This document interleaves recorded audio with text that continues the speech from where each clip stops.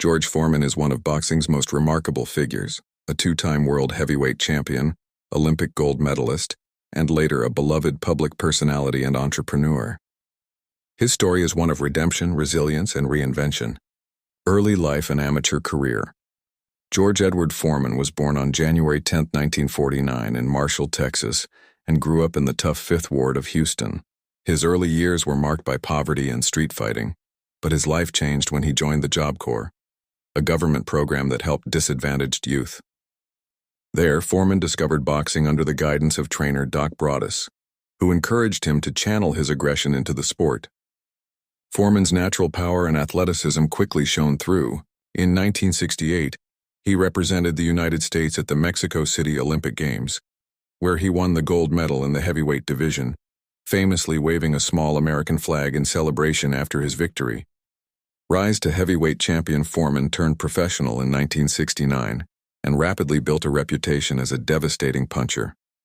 He won his first 37 fights, most by knockout, bulldozing his opponents with raw strength and aggression. On January 22, 1973, in Kingston, Jamaica, Foreman faced the undefeated Joe Frazier for the World Heavyweight Championship.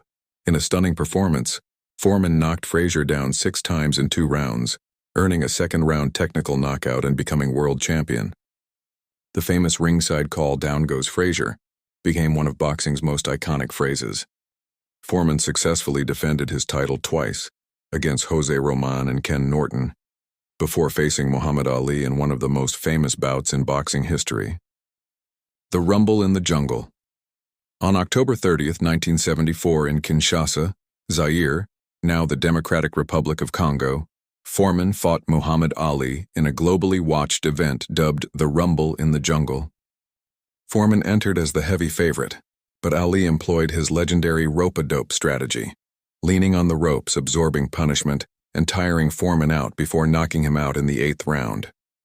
The loss deeply affected Foreman and marked the end of his reign as champion. Retirement and spiritual rebirth.